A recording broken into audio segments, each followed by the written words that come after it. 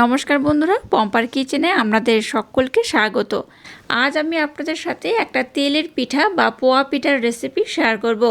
এই পোয়া পিঠা কম বেশি বাচ্চা থেকে বড় সবাই ভীষণই পছন্দ করেন। আর পিঠে করার সিজনে নানা ধরনের পিঠে আমরা বানিয়ে থাকি, তবে এই পোয়া পিঠা না বানালে ঠিক জমে না।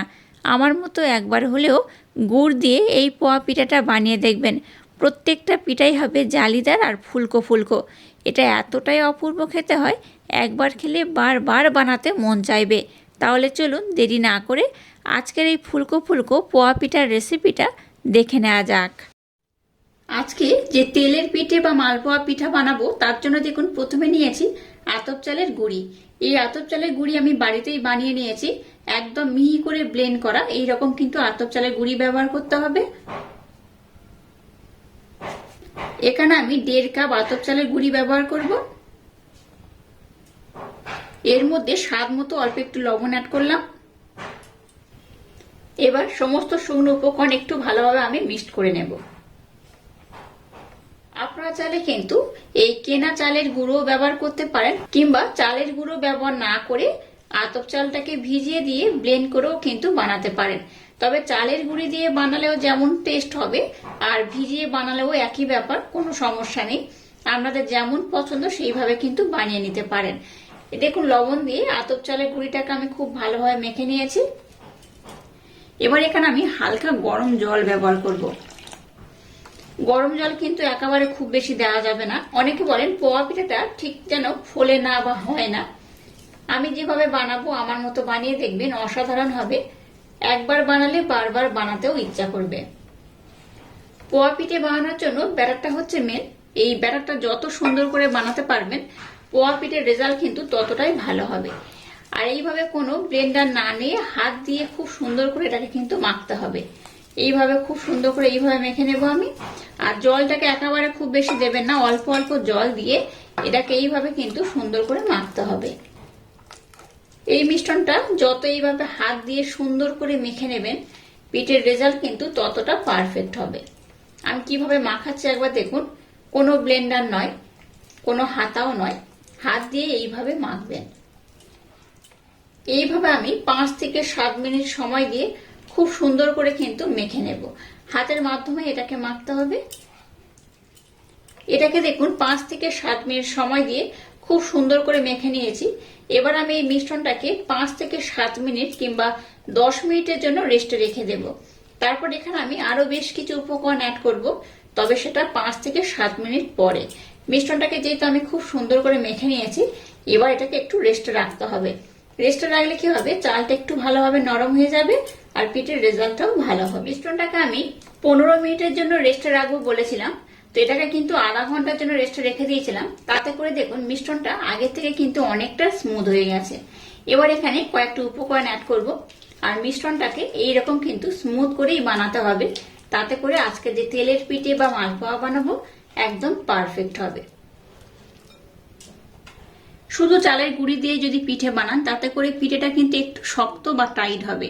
তাই এখানে 1 কাপের একটু কম ময়দা অ্যাড করছি। ময়দা দেওয়ার পর এটাকে আমি আবারও খুব সুন্দর করে কিন্তু মেখে নেব। আবারও একটু হালকা গরম জল আমি অ্যাড করছি। যেমন করে চালের গুঁড়িটাকে খুব সুন্দর মোলায়েম করে মেখেছি, এটাকেও ঠিক ওইভাবে কিন্তু সুন্দর করে মাখতে হবে।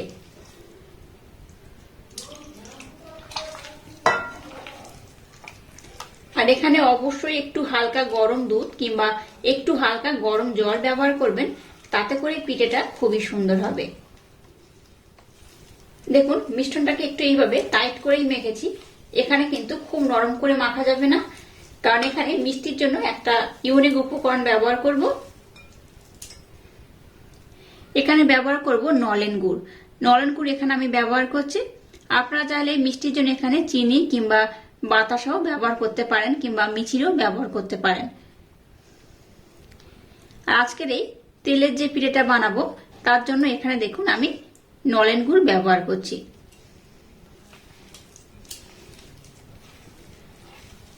গুড় দিয়ে পোয়া পিঠা বা তেলের পিঠা বানালে এই পিঠের স্বাদই আলাদা হয়, অসম্ভব সুন্দর খেতে লাগে। আর একবার খেলে আপনাদের এইভাবে পিঠেটা বারবার বানিয়ে খেতে ইচ্ছা করবে।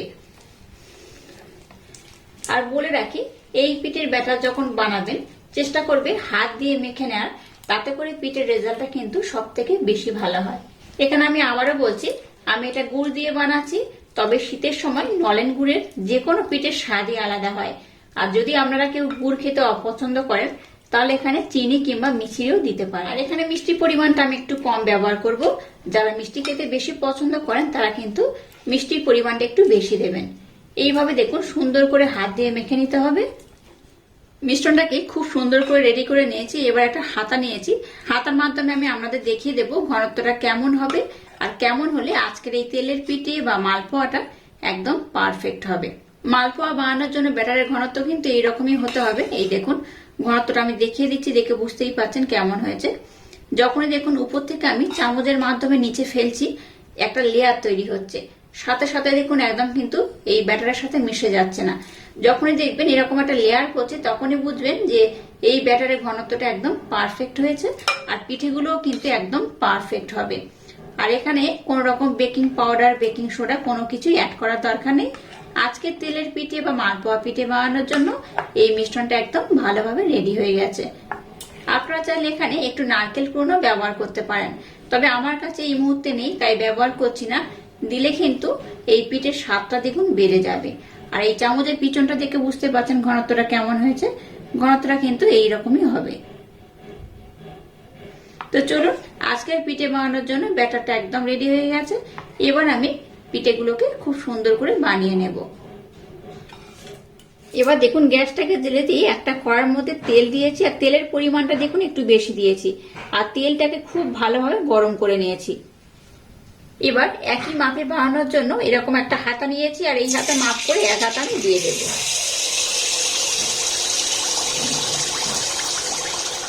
তেলটাকে কিন্তু খুব ভালোভাবে গরম করবেন, তাতে করে মালপোয়াটা একদম পারফেক্ট হবে। আর এখানে হাতা দেওয়ার দরকার নেই, অটোমেটিক দেখবেন এই পিঠেটা ফুলে উঠবে। দেখুন পিঠেটা কিন্তু অটোমেটিক ফুলে উঠেছে, এই দেখুন, দেখে বুঝতেই পারছেন। আর উপর থেকে এইভাবে একটু তেল দিয়ে দেবেন, দেখবেন একদম বলের মতো ফুলকো ফুলকো হয়ে ফুলে যাবে। দেখুন কতটা ফুলে গেছে। আপনারা চাইলে কিন্তু এই পিঠেটাকে একটু কিন্তু ছোট বড় করেও বানাতে পারেন। আমি খুব বড় বানাবো না, প্রথমটা দেখুন একটু বড় হয়ে গেছে, পরের গুলো আমি আরেকটু ছোট করব। তো খুব বড় বানাতে পারেন, আমরা এইরকম ছোট করেও বানাতে পারেন। এইভাবে পিঠেগুলোকে একটু আমি লাল লাল করে ভেজে নেব। দেখুন পিঠেটাকে আমি কত সুন্দর করে ভেজে নিয়েছি, আর কত সুন্দর কালার হয়েছে। আপনারা চাইলে কিন্তু একটু কম লাল করে বা আরেকটু কম লাল কিংবা আরেকটু যদি লাল করতে চান করেও ভাজতে পারেন। এইভাবে কিন্তু পিঠেগুলো ভাজতে হবে। আরো দুই একটা বানিয়ে আমি আপনাদের দেখিয়ে দেবো পিঠেগুলো কত সুন্দর হচ্ছে। আবারও এক হাতা ব্যাটার আমি দিয়ে দেব।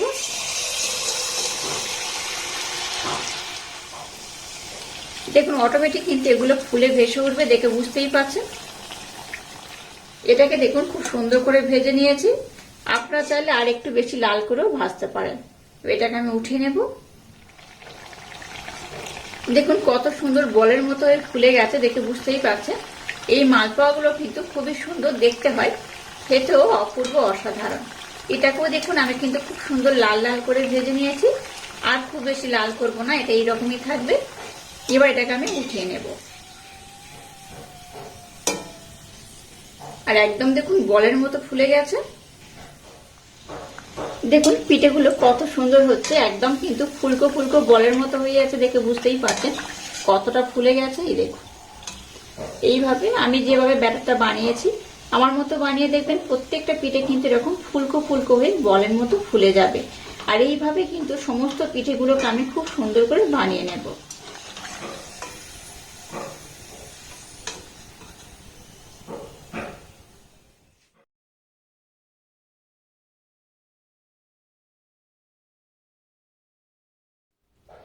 দেখুন মালপোয়াগুলোকে আমি একদম রেডি করে নিয়েছি। এটাকে আপনারা মালপোয়া বলতে পারেন, তেলের পিঠাও বলতে পারেন। পিঠেগুলোকে আমি একটু হালকা ঠান্ডাও করে নিয়েছি। ঠান্ডা হয়ে যাওয়ার পরও দেখুন একদম কিন্তু ফুলকো ফুলকো হয়ে বলের মতো ফুলে আছে, দেখে বুঝতেই পারছেন কতটা সুন্দর দেখতে হয়েছে। এটা শুধু দেখতে নয়, খেতেও কিন্তু অপূর্ব অসাধারণ। এইভাবে একবার আমার মতো ইউনিক পদ্ধতিতে মালপোয়াটা বানিয়ে দেখবেন, অসাধারণ খেতে লাগে। আর এইভাবে একবার খেলে দেখবেন বারবার বানাতে ইচ্ছা হবে। তো একটা আমি কেটে আপনাদের দেখাবো এই পিঠেটা কত সুন্দর হয়েছে। এই দেখুন, একটা আমি কেটে দেখাচ্ছি। দেখুন, ভিতরটা কিন্তু একদম ফুলকো ফুলকো বলের মতো হয়ে ফুলে গেছে। এই দেখুন, দেখে বুঝতেই পারছেন কতটা ফুলকো হয়েছে। এই দেখুন ভিতরটা দেখুন, আর ভিতরটা কতটা জালিদার হয়েছে, দেখেই বুঝতে পারছেন কতটা সুন্দর হয়েছে। এইভাবে একবার না পিঠে বানালে ভীষণ মিস করবেন। প্রত্যেকটা পিঠেই কিন্তু খুব সুন্দরভাবে হয়ে গেছে, আর ভিতরটা কিন্তু ভীষণ জালিদার হয়েছে। এই দেখুন, আর এইভাবে একবার পিঠে বানিয়ে খেলে আপনাদের বারবার বানাতে ইচ্ছা করবে। আর আজকের এই অপূর্ব স্বাদের এই মালপোয়া পিঠা বা তেলের পিঠার রেসিপিটা যদি আপনাদের ভালো লাগে, তাহলে চ্যানেলটাকে লাইক, শেয়ার, কমেন্ট এবং সাবস্ক্রাইব করবেন, আর পাশে থাকা বেল আইকনটা প্রেস করে দেবেন। তাহলে টাটা, আবার দেখা হচ্ছে নতুন কোনো রেসিপি নিয়ে।